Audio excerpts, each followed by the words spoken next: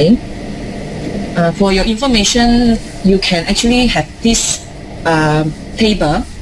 If you key in your name and email in kclau.com/webinar/charity foundation, we will email you this slide, this presentation. Okay.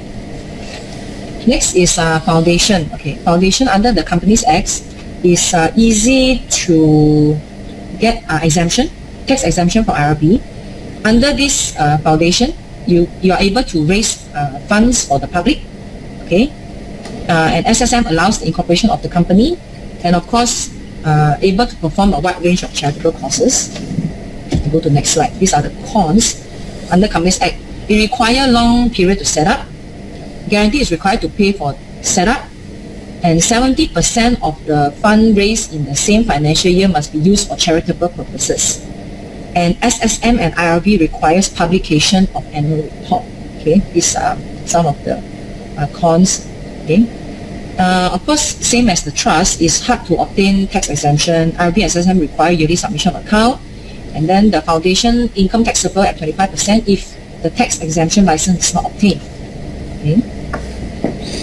Next, I will go on the pros of setting up a foundation under the Trustee Incorporation Act.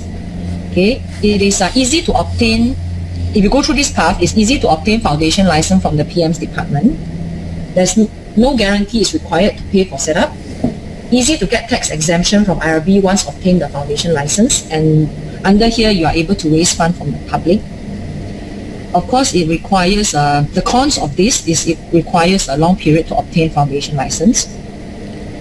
And changes in cabinet will affect the application, okay, under if you go through this part.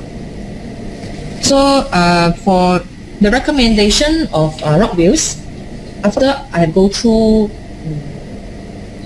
all the ways on how to provide for charitable giving, this is the red color line that we highlight. Normally we recommend that you form a foundation through the Trustee Incorporation Act 1952.